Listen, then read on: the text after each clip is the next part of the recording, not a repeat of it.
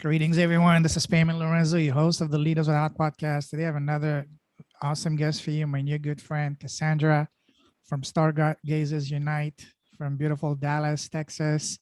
We had a very nice chat just before going live. She has got a beautiful story. She works with an amazing group, which are she helps spiritual business owners, help them create their brands, logos, websites, and their visual IDs across all platforms. She's a brand authority and all that. But on top of that, she also has a podcast, the Metaphysical Happy Hour. She's doing it twice a week, and she's doing a lot of good things on the podcast. And we're going to talk about that because I love podcasting and I always get to talk about other people doing podcasts. And she's doing a lot of very interesting. The format of her podcast is very unique and very interesting. We'll talk about that after. So Cassandra, welcome to the show, my friend. Thank you. Thanks so much for having me. Very welcome. Pleasure's on mine. So before we start, for people who don't know you, who's Cassandra? Tell us about you, yourself, your story a little bit. So my story is that I've spent a lot of my life doing video and graphic design. I would say a couple years ago, I was working in a real estate office, and a lot of my agents just so happened to be that they were very spiritual, and one of them would go off and sage like the office after work, after everybody left, and so that was kind of my introduction to it. I did end up, one of my friends in that office ended up suggesting, hey, go check out this store or whatever. There's a store you need to go check out. And I did, and I ended up working with that store for a couple of years, and they were a metaphysical holistic boutique. And that was good, but when you're working in an environment and you're working for a place, you don't really have the opportunity to you're so busy working that you don't have the chance to actually grow and develop your own gifts. And that was something that I was really, really craving. And it just kind of got to the point where being at that store was not allowing me to grow anymore. And so I had to kind of part ways. And then from there, I started working with a couple of mediums, one of which I do a podcast with now. And I kind of just started working directly in the mediumship part and kind of growing that.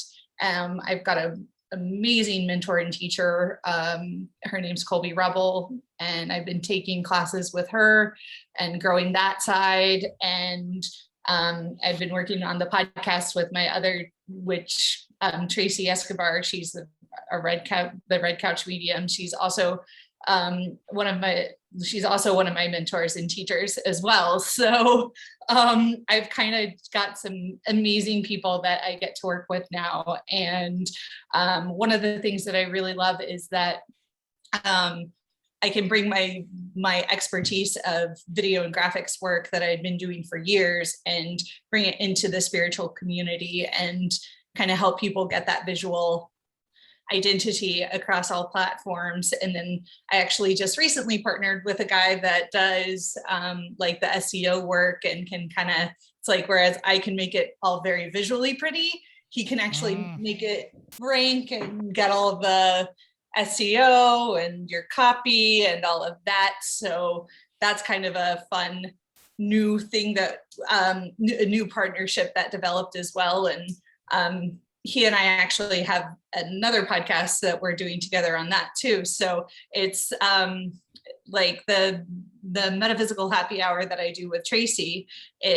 We bring on a guest, we have and we do live readings, and we have, that one we've had going for about a year or so now.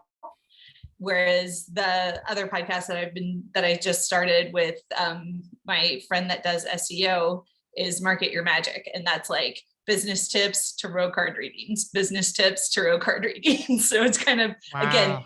bringing that business aspect to the spiritual community, because there are so many people who are so amazing at what they do, Absolutely. yet they don't know how to put that in a visual way that gets themselves promoted out. So so that's something that's been a lot of fun, and it's something that I really enjoy doing, because I enjoy working with people who are of the same mind and kind of same walk of life and same and you get to meet so many people who do so many cool different things. Absolutely. Absolutely. Wow. Amazing.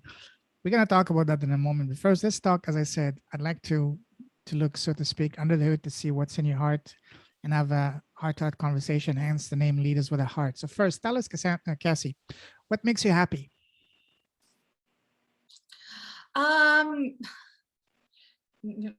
Making other people happy, making other people smile, Yes.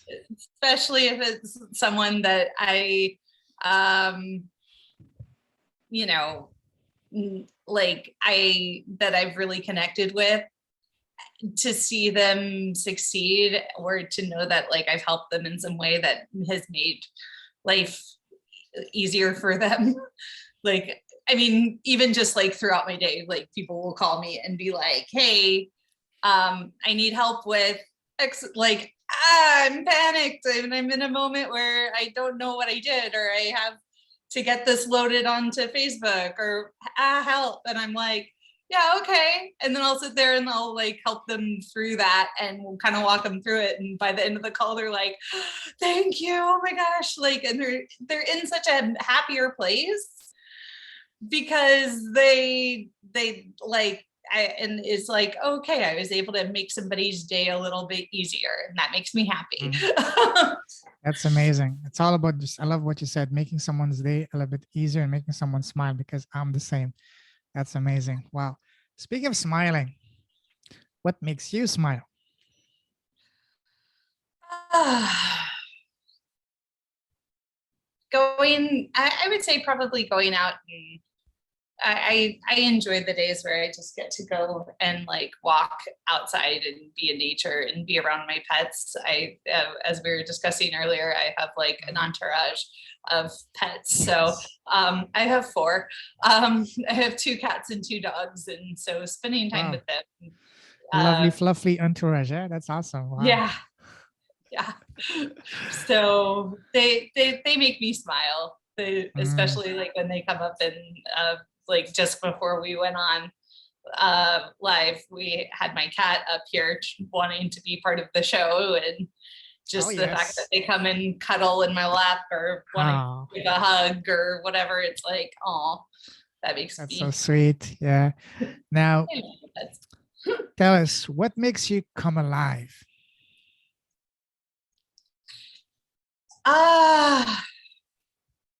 I will say a lot of the times I will kind of, when I'm working on, a lot of the times when I'm working on either somebody's website, or if I'm working on, a lot of the times I'll get immersed in my projects. And it's just kind of all of a sudden, it's kind of one of those things where I'm like, okay. And then I get so focused in that I'm like, oh, what happened to the week? Oh, not bad. But it's because I enjoy working on them, and I get excited about them. And yeah, I kind of get on a roll, and then it's oh, whoops. Yeah, for sure. Now, now tell us, what makes you sad and angry?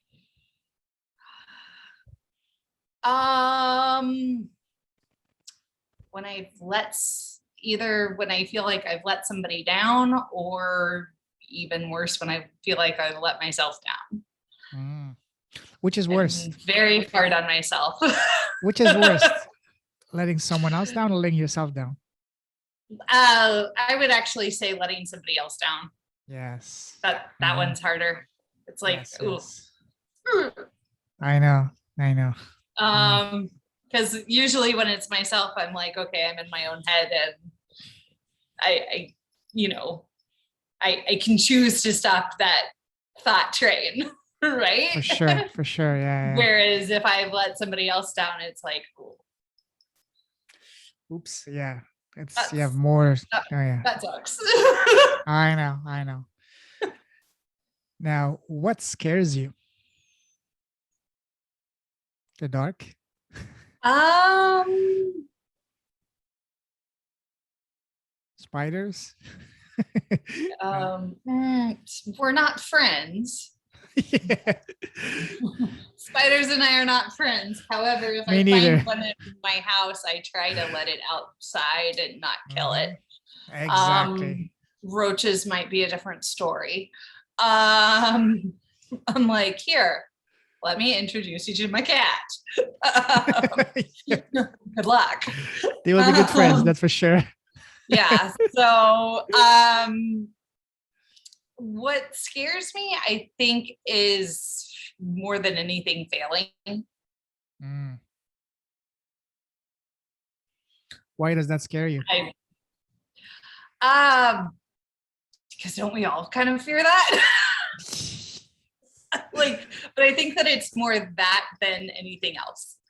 Um, like, and I'll actually give an example. Like this past month, I actually had some pretty lofty goals for myself, and I'm like, I hit a lot of them, but there's that one that I didn't hit, and I'm just like,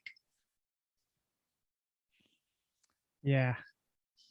so. I mean, I feel like it, like fear. I feel like it has to be. I feel like that I get more disappointed more than I get fearful. Mm. Um, for me, I've always been a very like I've always kind of been the background person. I've worked through video cameras or editing on my computer or whatever. So the fact that this year's particularly has drawn me out of the behind the scenes and into the, like, that kind of creates a bit of an adrenaline rush, but then I get to decide, is that fear or is that excitement, you know? But like, as far as something that truly makes me fearful, um, there's not, I'm sure that there is, that I'm just not thinking about, but Mhm. Yeah. No, I hear you. I'm the same. Yeah. Now tell us, what would you say is your personal superpower? uh, that I haven't given up, That's a good one.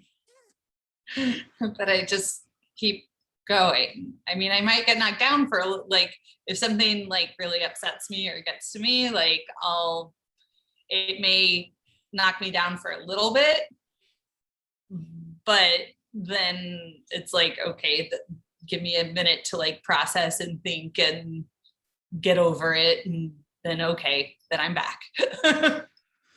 You're a fighter. You're a survivor. You have the heart of a lioness.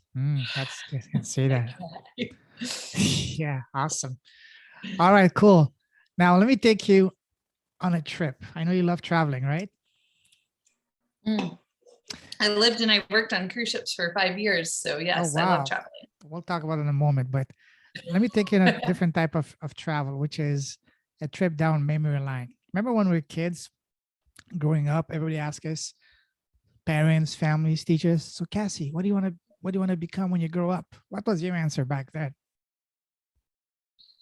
It would depend on when I got asked, because it would always depend on like what movie I just saw, or what, like if we had just gone to the circus, I'd be like, oh, it'd be so cool to be like one of the tightrope walkers or something like that. However, I do not do great with heights, so you know, um, uh, yeah,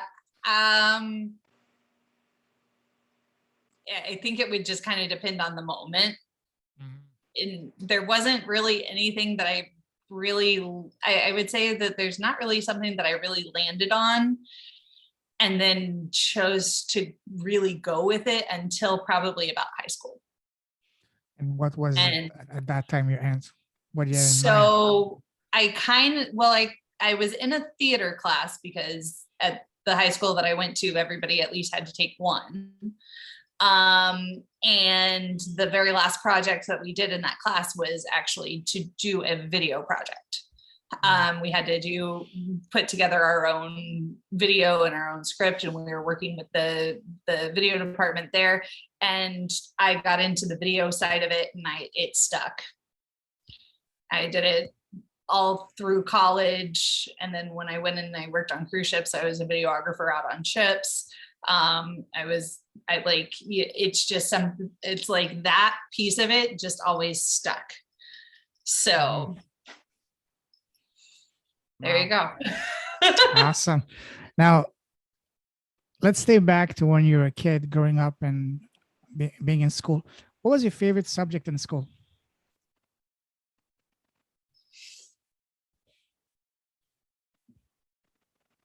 Oh. You're asking me things I have not thought about in a long time. That's it, you know. That's why we're looking under the hood. Yeah, I think it would depend on the teacher that I had. Yes, that's important. I think I had, I mean, there were times I think it would change depending on who my teacher was, who I felt like I connected with the most would be my answer to that. It wasn't, like I said, until I really got into videography and doing that kind of work and doing graphics, and which then led to graphics work and photography and things like that. But like, I think it was mostly who did I connect with? So conversely, was there any course that any subject that you couldn't stand, that you didn't like at all?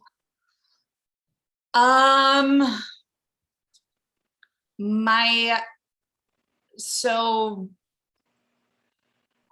feel like this is going to be a not great answer, but I have always struggled with learning other languages. Oh, okay. It's something that like I can get like the basics, like hi, hello, like enough to maybe be an obvious tourist. But I have always struggled with that. And I remember my parents like trying to like push me to like learn one of them. And I just was like I would take the class, and I think almost every one I would fail. And then of course you've got the fact that they said, you know, here's your grade and you're failing on top of it. And I'm just like, I'm trying, but it's just not sticking. I don't know. So I remember taking a French class, and I remember the teacher saying, because she was like, after a certain point in her class, if a student was still struggling, she would kind of say, okay, like this is, you know, then she would have that conversation about, is this really the best thing for the student? But I remember her saying, she was like, you've got the relationships of where the words, like the categories, like if you gave me the words, I could tell you what categories those words belonged in. But she was like, you're not getting like the sentence structure down. So like, I could tell, I could organize the words by like, these words go together. But she was just like, so you're getting it on some level, but not. I can tell you as a French speaker, French is my first language, that French is not the easiest language to learn. What made you learn? I mean, what made you choose French? Because there's a lot. I mean, Spanish, for example, is infinitely easier than French. Because I had been in Spanish classes for forever and I wasn't getting it. So I thought, why not?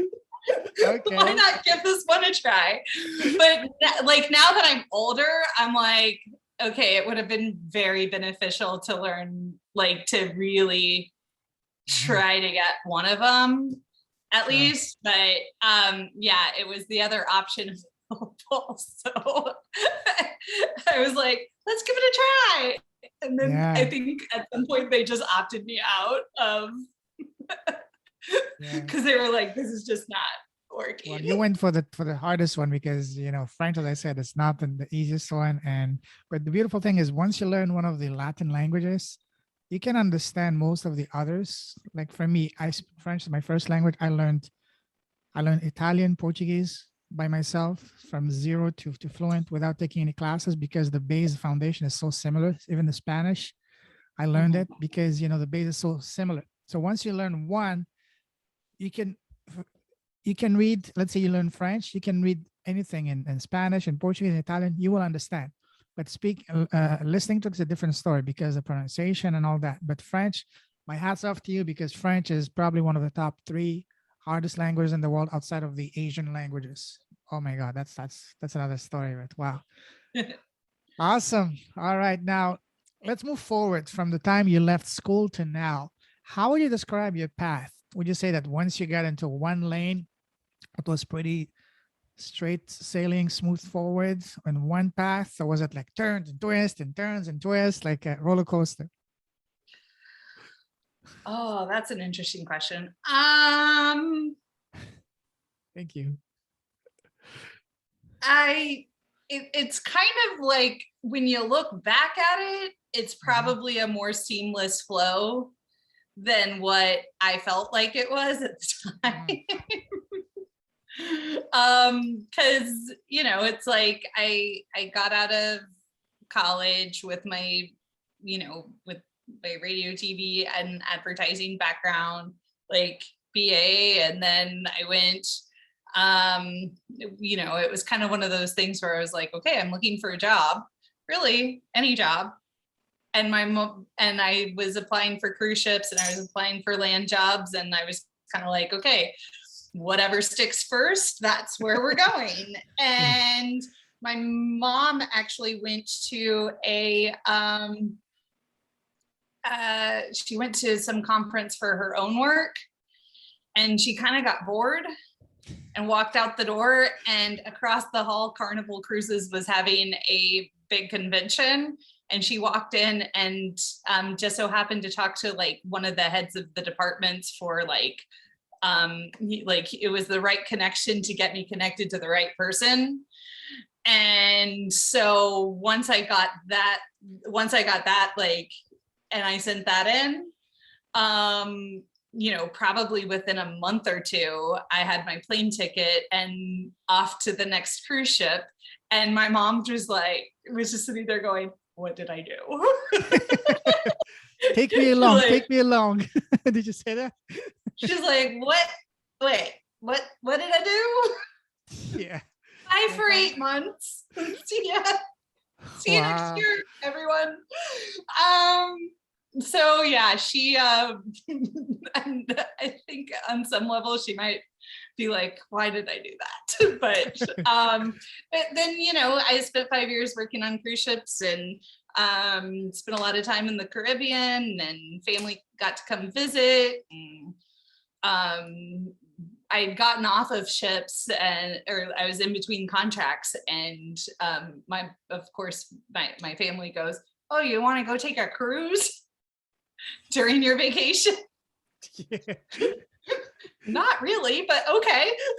Where are we going? And so like we went up to the Alaskan run, and Oh, wow. I kind of hopped on there thinking, okay, cool. Like I'll spend the day hanging out with mom and dad, and then and family. And whenever they get tired, I'll just go and hang out with everybody in the crew bar because I'm a crew member. And they had just had a major inspection. So they were like, nope, not happening. And I was like, I knew the captain from a previous ship. And he was like, I looked you up in the system. I know when you're signing back on. I know you're one of our crew members, but because I was on the passenger list, they were like, no go. but when we did go, part of that cruise was like going up the Tracy Arm Fjord.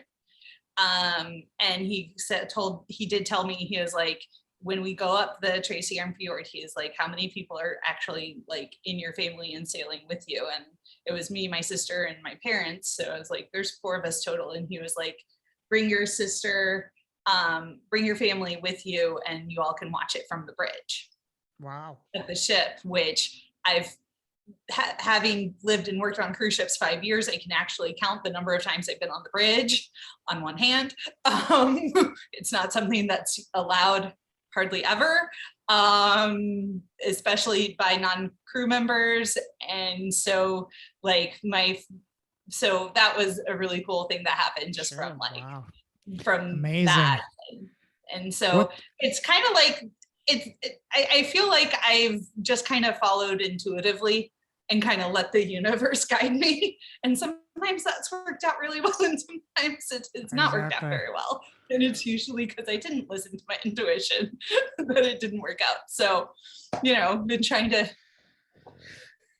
Oh yeah. Wow. Quite an amazing, that must have been an incredible experience working in the cruise and just traveling the world. So what was your job there? What were you doing? I was part of the audio video team. So we were filming all the events that took place on the ship. We were in charge of like filming all the talks and things like that.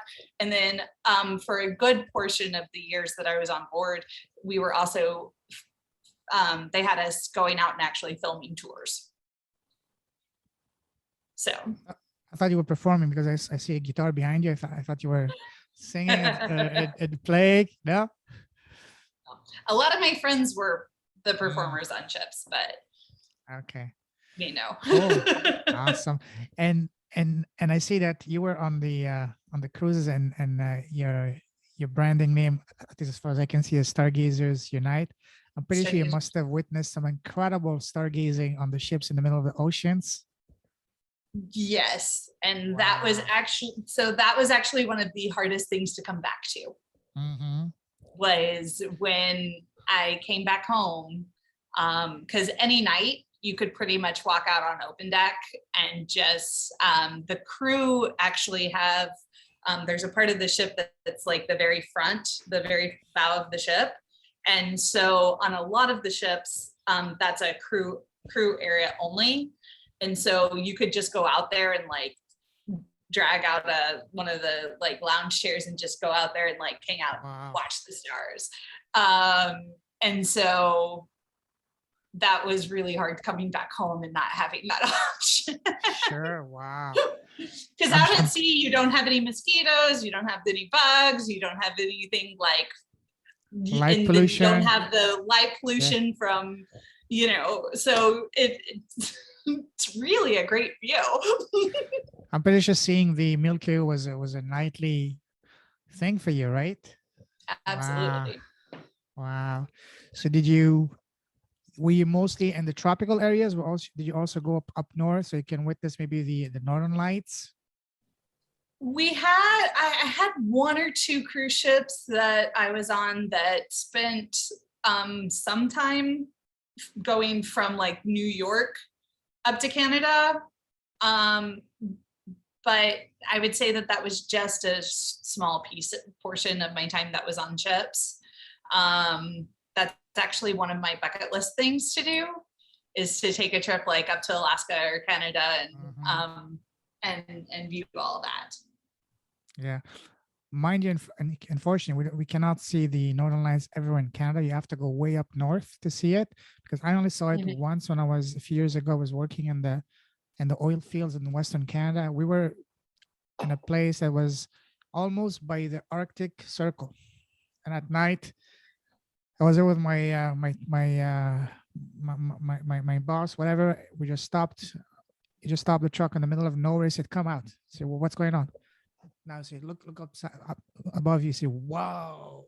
I was like blown away. I didn't want to get back in the truck, despite the fact it was minus 35 outside, but when you see things like that, you forget even being cold because you're just blown away. You're mesmerized. Yeah. Wow. Awesome.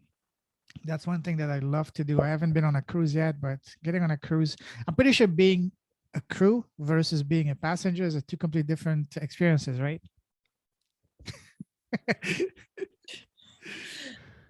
Yes.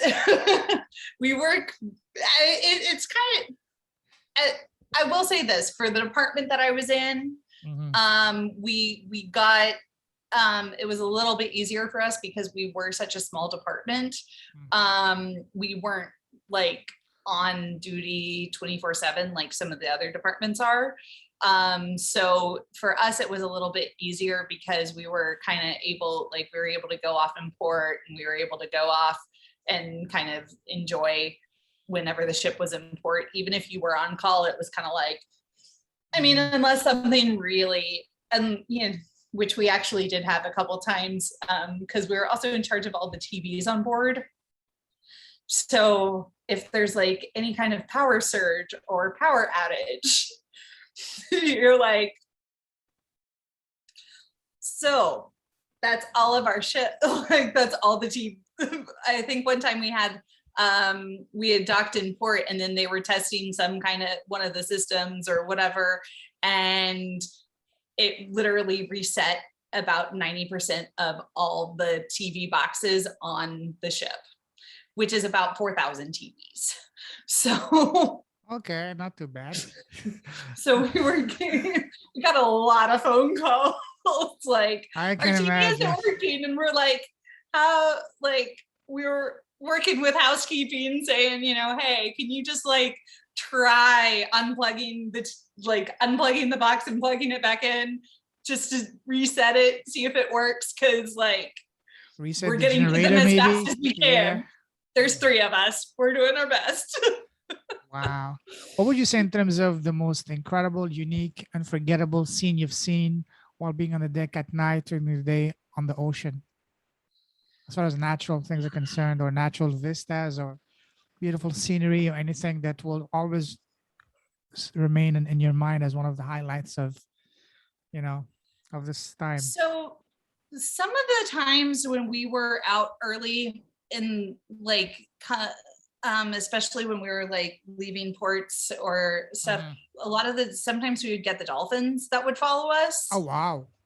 So that was really cool. What And was then that? um it, one of I'm gonna say one of the Caribbean ports.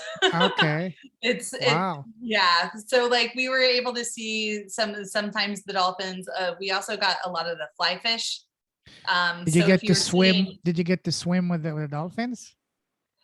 I did on some of the tours. Wow. Um, so one of my favorite things actually about being out on like, especially when we were going to film tours and things like that, is that when we did get into the catamarans, because at that point you got a different view of the water Mm-hmm. with the boats going over it. And one of the things that I always loved doing is I'd sit at the edge of the catamaran and I'd look down, and you just see, because a lot of the times that Caribbean water is just so blue. And so you get this like color, like all these different colors going of like, if you just watch the ocean, you, where the light was going down and hitting, like you could see where it would suddenly get darker. And so you'd get all this like these different variations of blues just kind of flashing by. Did you get to experience those, especially at night, those illuminating, scintillating plankton that almost seems like magic on the water? Um, I think that's more towards Asia, not maybe on the Pacific, not around the Caribbeans. yeah. You know what I'm I talking about? mean, I'm not sure actually. No. Okay. In some parts of I think it's in the Pacific and in Asia, at night in the middle of the ocean, you have this type of planktons that start illuminating like 1,000 little bulbs. It's almost like a mix between being scared and being completely mesmerized, but it's just inoffensive plankton that just illuminate blue, and it's just like, Oh, okay. I do know what you're talking about. We did mm, not see any of that mhm. while I was on the cruise ships. However, I know that when my sister took a trip to Croatia, she remembered Okay, maybe. they had gone into like one of the caves and things, and so she had Mm. seen all that, and I'm like, that's on my bucket list. Oh yes. Oh yes. That's a bucket list item. So then you said you were in the Caribbean, sorry, in the cruising business for 5 years. What made you leave it? Because that sounds like the perfect lifestyle. So it's a lot of fun. Mhm. I left it because I enjoy living out. I mean, you are living in a suitcase, and it is, 6 to 8, sometimes 9 months away from family. Wow. And away, and you do, like, one of the really amazing things is that you get this coming and going of people, that where you get to meet new crew members. You sometimes get to see some of the same crew members from contract to contract, but it is a rotating Mhm. lifestyle. So it's not, and also it's not really like when you're home, you can say, or even if you're going on a trip, you can say, okay, I'm going home for the day, or I'm going back to my I'm just going like, to the cabin, you know? I'm just going to go to my cabin. I'm just going to go to my room. Because on the crew side, it's like we're doing, a lot of the times you have a roommate and things like that. And so there's no real go home for the night. Mm-hmm. So, it's not like, oh, hey, I'm off of work, I'm going to go, I'm going to go have a night out with my friends and like relax and chill there. I mean, you can go to the crew bar where you Not to see all the that people that place. you went to work with. Yeah. So if you kind of want that personal and work life and have that kind of balance, you don't really get that on ships. Okay. How is the prospect for career advancement in that industry? So like for my department, we have staff, we have manager, there's fleet supervisor, and then you can work your way up into like one of the office positions that's like on Mhm. land. For me, I I watched our per manager. I watched the managers and they all seemed kind of stressed out. So I just was like, I'll just stay at staff. Yeah, I personally would prefer to be on the ship than being in an office on land, you know? Yeah. It's much more fun. All right, So cool. Awesome. yeah. Wow, I love that because one of the things I love about this podcast is learning about industries and things I had no idea about. That's fascinating. We could do an Mhm. entire podcast just about actually that wouldn't be a bad idea to do an entire episode just on the your experiences, sharing some juicy and stories. I'm sure you've had your fair share of those. They might not be PG-13, but whatever. But But that hey. would be amazing. Yeah, that would be a good idea for a podcast. But anyways, yeah, let's move forward now. So I'm sure you heard the saying, "Change your story, change your life." And by story, I mean the internal dialogue we have inside our head on a Very much daily so. basis. Oh, you're not good. Who do you think you are? You do this, do that, and we are our own worst enemy, whatever. And the story we tell ourselves is holding us back. So when you, Cassie, had to change your story to either change your life or bring your life to where you wanted to do it, how did you do it? Did you do it through the help of friends, family, mentors, books, videos? So tell us about the process that you changed your story to change your life.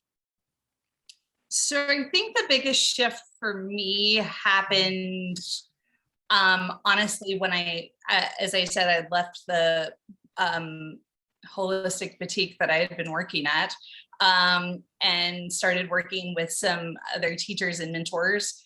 I think that's probably when the biggest shift for me happened. Mm-hmm. The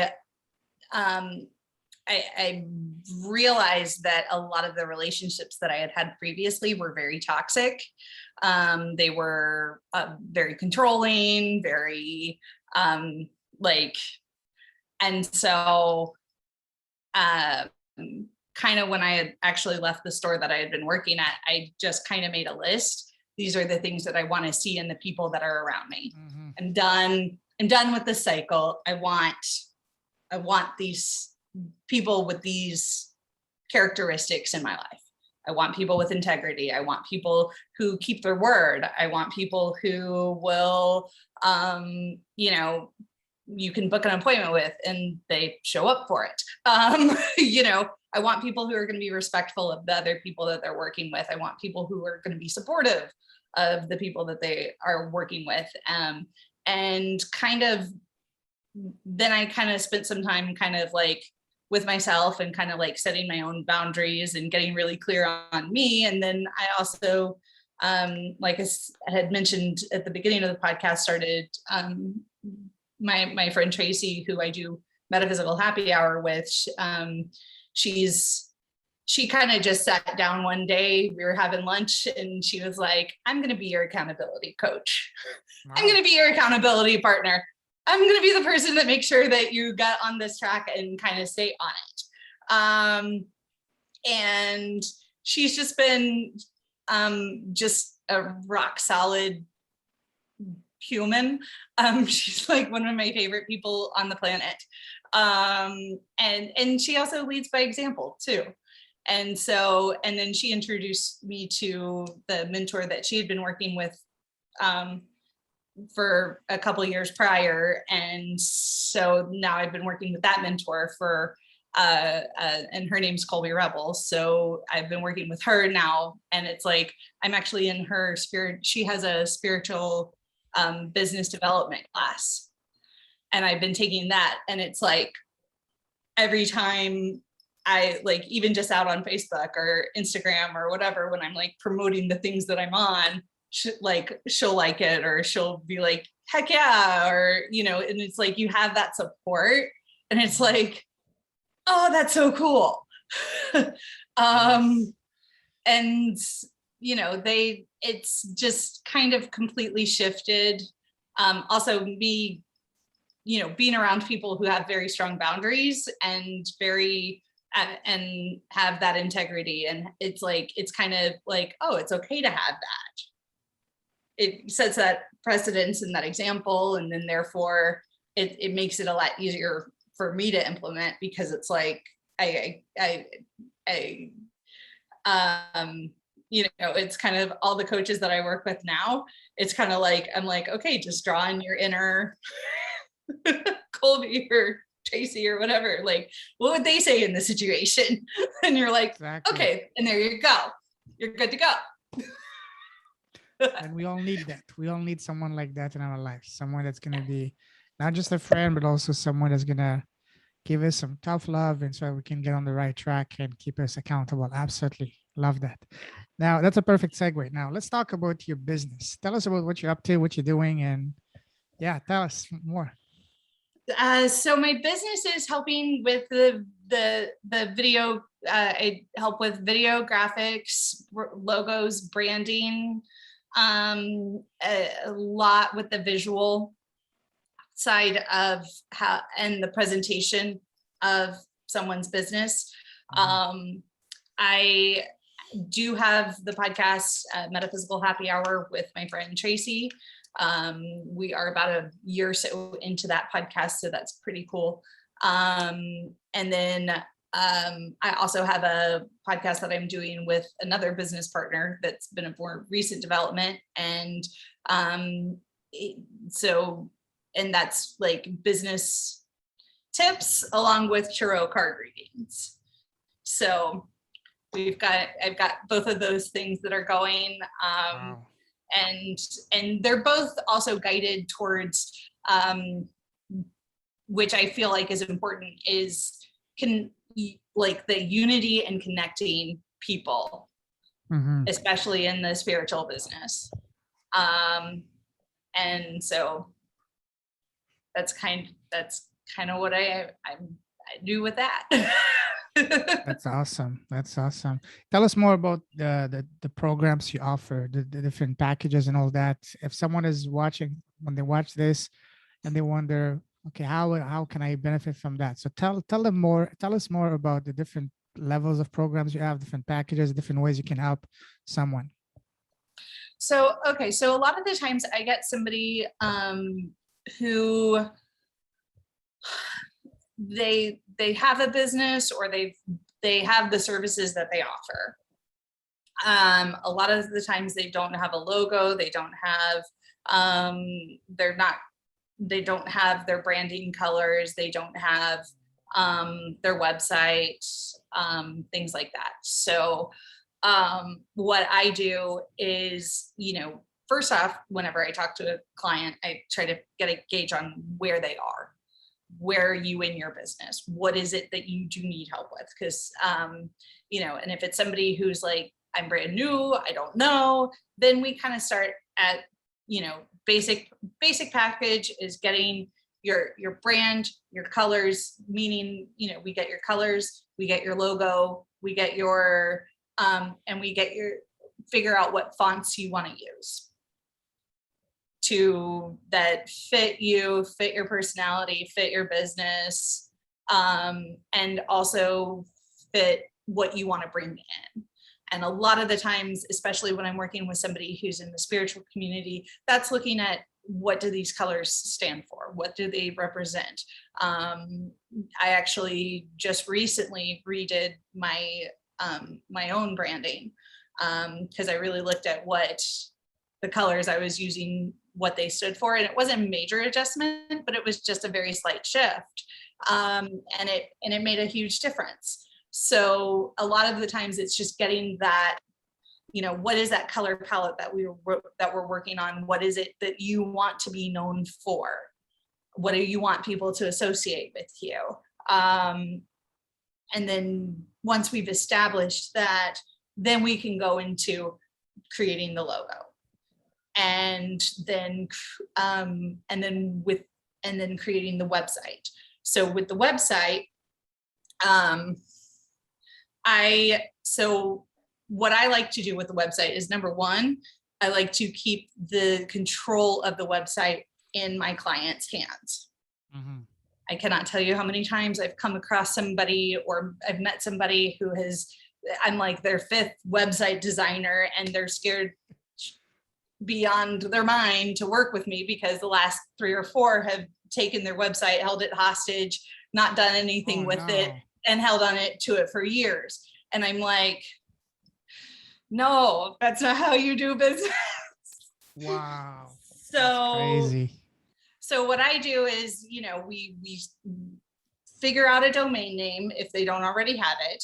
We get the domain established. We set it up through usually GoDaddy or wherever it is you want to host the domain, and then we get the website.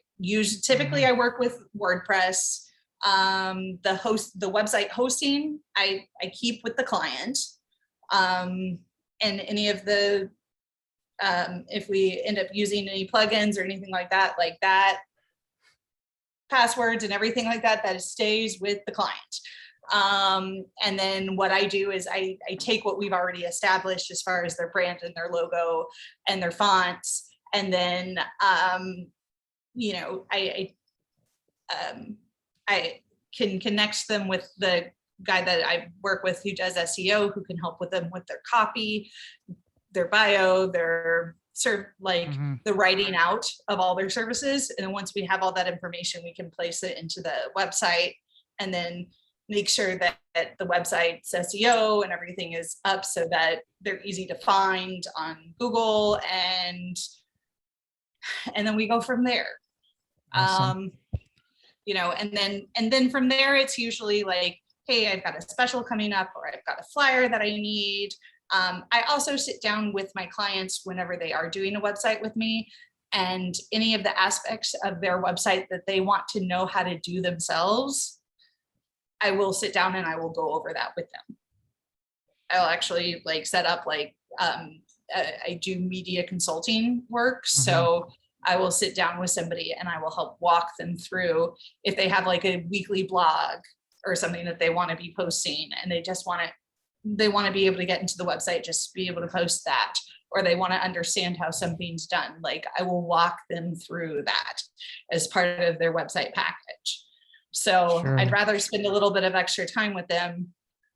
Absolutely. And letting them understand the pieces that they want to understand and without feeling overwhelmed, and also without like, oh, I kind of always like to keep, like I said, like I like to keep them in control of those That's key. pieces, Yeah, that's key. that, you know, if I do my job. Yeah, there's a lot of shady companies out there that just like you mentioned, that keep the client's hostage. Oh, you want to do this? Okay. And that's crazy. And these people are giving I all do of my us, job. Yeah. yeah, If I'm give a doing my bad job name. Yeah, correctly, you'll keep coming back to me. If I'm not doing my absolutely. job correctly, then you'll go find somebody else. Absolutely. And Yeah. yeah. Do you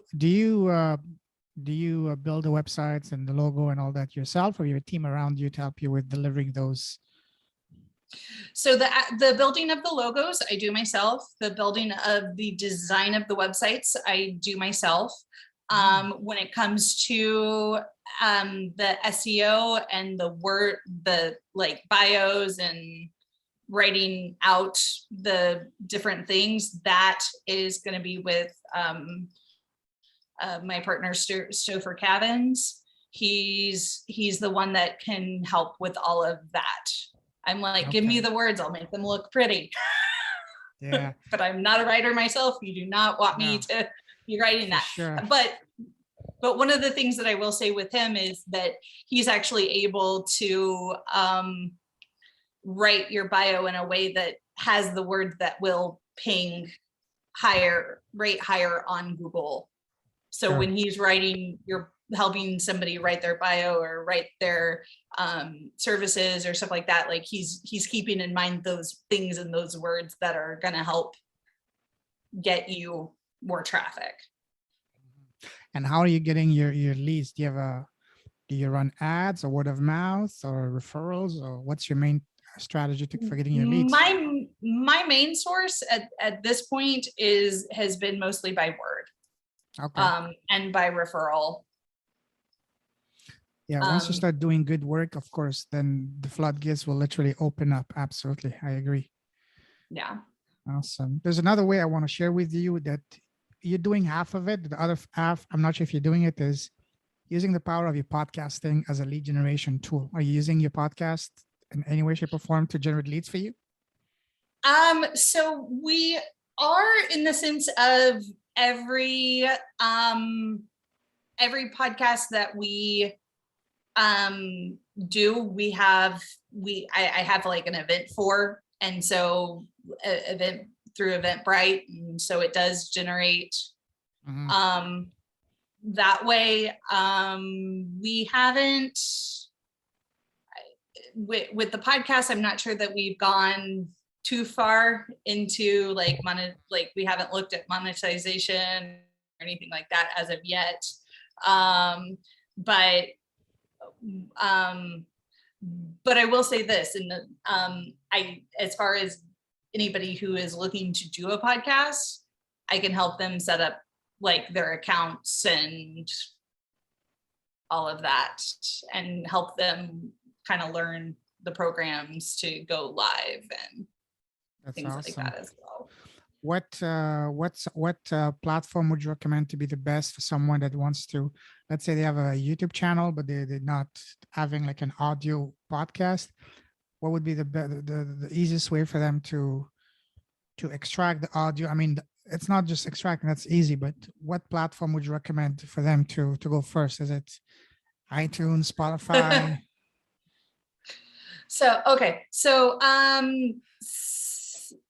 So one of the things that we do, so like with Metaphysical Happy Hour, the way we go live is we actually do go live to YouTube and Facebook, and we also go live to TikTok. Okay. And then the program that we use, which is StreamYard, we actually automatically gives us a video file and an audio file. Yes. So then we take the audio file and we do broadcast it out to Spotify and Apple iTunes and all of that. And there are a couple different places that you can go to for that. Awesome. I think the one that we use is like Simplecast. It's it goes to everything. And then it also gives us a way to like link it to where you can also tie in a URL to it. And so we actually do have metaphysicalhappyhour.com, and people can just go straight to that. And then there are all the episodes. Awesome. I will share with you after this call the story of a guy in Florida. He built an 8-figure business with 0 ad spent using only the power of podcasting. I'll share that with you after this call because that's amazing. And for you, you've already have a podcast. You understand the power of podcasting. You have a beautiful message and you have a very targeted audience. That for you would be a no-brainer. I will share that to you after, because if I were to share it here, it's going to be, the podcast is going to be like, anyways, a bit too long, but we'll move. But I'm going to try to summarize it after the call in a very short and sweet way. So we'll get into that. So now tell us about, let's move on a little bit. The theme of this podcast is leaders with a heart doing good. Like for me, for example, I'm all about helping the people in need, especially education. As I said, I'm launching a product soon on crowdfunding, and also for my businesses. Each time I get a new client, we help sponsor a year of education for a kid from the streets in India and put them in a school so they can have a proper shot of having a normal life. So for you, Cassie, what would you say is a cause that you're deeply passionate? I think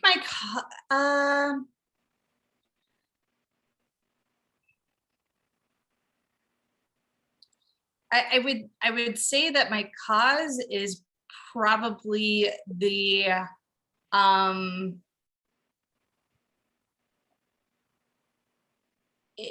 it's I feel like my cause is probably actually just helping the people, the people that are actually in my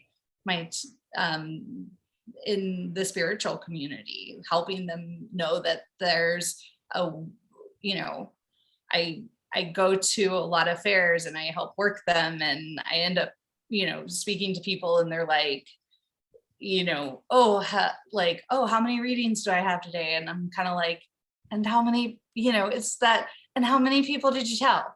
Because it is 2-part. And I think that I really do think that it's a lot of the times they just don't know.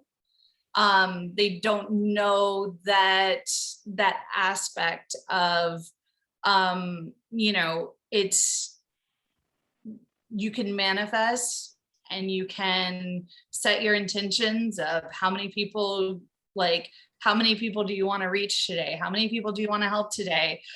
But you also have to do the action step to kind of, in my way, it's the way I see it and the way I've been taught is it's, and I think I'm taking this a little bit from my mentor, Colby Rebel, but like, it's, you also have to have the action step of showing the universe that you're ready for it. So you can be manifesting abundance, you can be manifesting lots of clients, you can be manifesting it, but you also have to do the steps to show the universe, I am ready for that abundance and to be able to help those clients. And I am ready for that, for all these people to be coming to me. And so it is that kind of co-creation with the universe. And so it really is my message that, number one, there's plenty of people out there for everyone. Sure. And number two, like, there's nothing stopping somebody in the spiritual business from having a successful business and just helping get that message out there. And so that's kind of that. I feel like that's probably my answer to that, is that just letting people know that it's totally doable. Absolutely. Just like you said something, I mean, really powerful. You said it's one thing for you to believe in it and all that, but the other part of the equation, the most important part, is for you to actually do the work, because it's not going to fall on your lap. It's one thing to say, oh, I want this in my life, I want this, but you have to show that you're actually taking the steps to attract those, because just sending the message to the universe is one thing.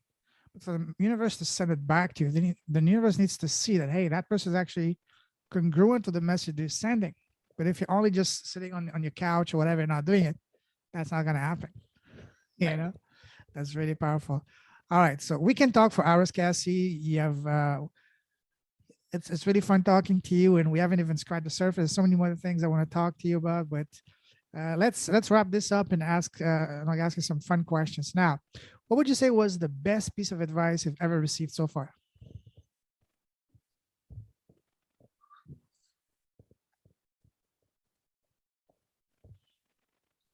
Um, uh, best, I'm gonna go with don't give up. Don't stop. Absolutely. When you stop or you've given up, Yeah. Don't stop till you reach your goal, whatever it is. Yes. Yeah. and if you do have people that are trying to either stop you or trying to like say negative things about you, guess what? You're doing something right. Absolutely. You know, there's an amazing You're quote doing by something correct. there's an amazing quote by Dan Kennedy that says, if you haven't pissed off at least a few people by lunchtime, then you're not doing something right. You Right? know? You know? Because when you piss someone off, I mean, we're not here. We try to make everyone happy as much as possible, but everybody You're is not, not our client, you know? yeah. The only person that can make everyone happy is God. Unfortunately, me and you are not God, you know? So we need to focus on the people that we're trying to serve. If we can make the other people not happy, then that's fine. They can look for someone else. If, you know, it's not Yeah. our duty to do that. Awesome. Now, what would you say is the worst piece of advice you received so far?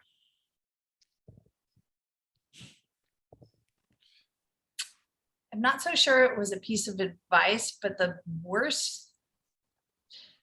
thing that stopped me the most in moving forward is actually the um, the belief that if I wasn't connected to one person, then I wouldn't be then the whole community would then reject me. Like if you were rejected by this person, then nobody else would, like you don't have a future in this business. And that was the worst thing that I had probably heard. It was the biggest fear that I used to have. And it came actually from the place that I worked with it came from the place that I had worked with for like 3 years. And once I actually made the break and I actually left, I found more support than I ever thought possible. Wow, amazing. Yeah, I can see that. Now, one question I want to ask you is that imagine that if you had a time machine, if you can go back and sit face to face with an 18-year-old Cassie, what would be the number one piece of advice you would give to her, knowing all that you know now? Oh. um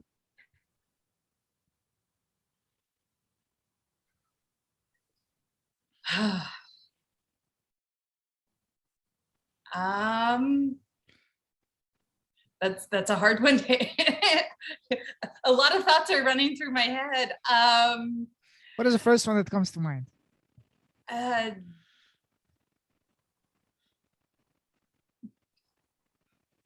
a lot of what I had been told was a lie. So don't believe it and go do you.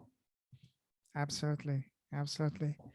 Now, one question I love asking, I agree with you totally, because we keep on hearing people telling us things that they believe and they want us to believe, and that we realize that, hey, that's not true. And I'm not even going to get into what's going on outside right now in the world and the politics, or even all the craziness around us, people trying to make us believe what's actually happening.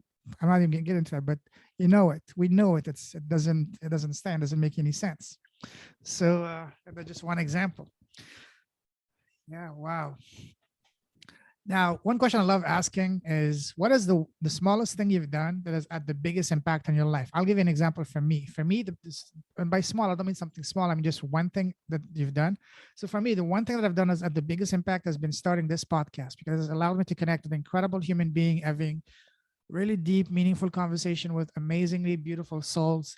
So that was for me the greatest thing I've done. I mean, the smallest thing I've done has had the biggest impact. What would you say for you has been the one thing you've done that has had the biggest impact so far in your life and business?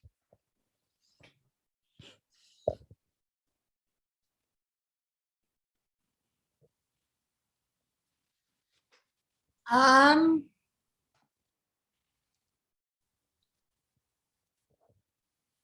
uh,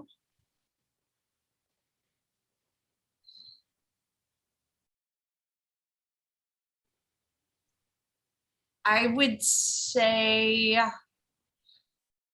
um,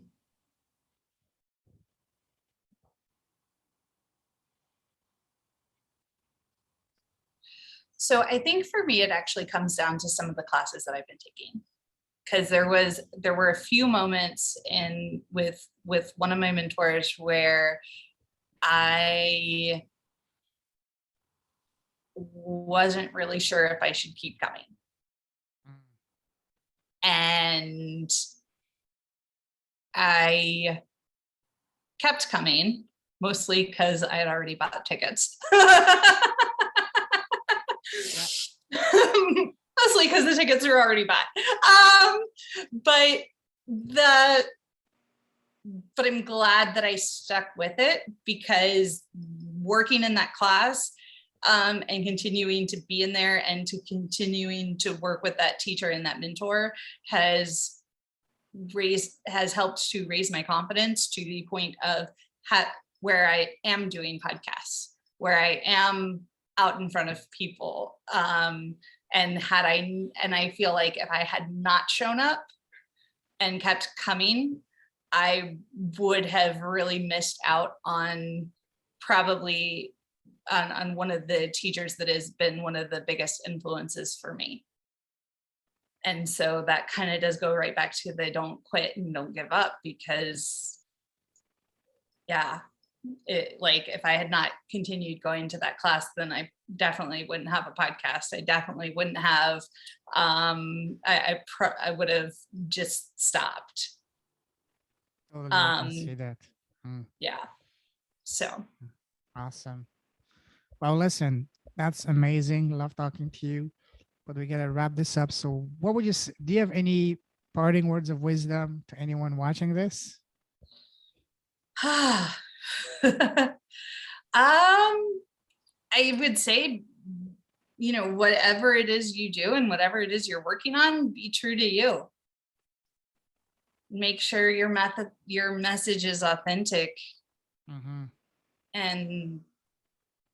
And because it is authentic, it will be different from other people's stories, and it'll be you. And when you're you, you'll attract the right people. Totally. Absolutely. Love that. Now, if someone wants to connect with you, what's the best way to reach you? So I have a website, stargazersunite.com. I can also be found on Instagram, TikTok, Facebook. My tag, I guess, for it is, I guess that's what they call it, is stargazers.unite. Awesome. Stargazers, that's unite. Okay. So the Stargazers.unite, what is that for? That's for like Instagram and okay. and TikTok. Awesome. And Stargazers okay. Unite. I've got a Facebook page and Instagram account and YouTube and there's one thing we haven't even talked about, which you said you have a podcast. What's again the name of your podcast? So, Metaphysical Happy Hour, okay, which is every second and fourth Wednesday of the month, and that's at 7 p.m. Central Time. Mm-hmm. And then I also have a second podcast, which is Market Your Magic. And that's every first and third Thursday of the month on that. And we actually air that strictly on Instagram. And that is 8 p.m. Central Time. Wonderful. All right. So I'll definitely put all of this in the show notes. Listen, it's been an absolute blast talking to you. And there's so many more questions I have to talk to you. I mean, to ask you, but we'll do that probably in a part two in a few weeks, few months. But for now, I salute you. You're a true leader with a heart, with a beautiful soul, beautiful message. Keep shining your light, keep spreading your message and your smile. Stay safe. God bless, my friend. Have a wonderful, and as we say here in Canada, have a fantabulous weekend. I love that. Yes. Me too. Take care. Bye bye. Ciao, ciao. Bye.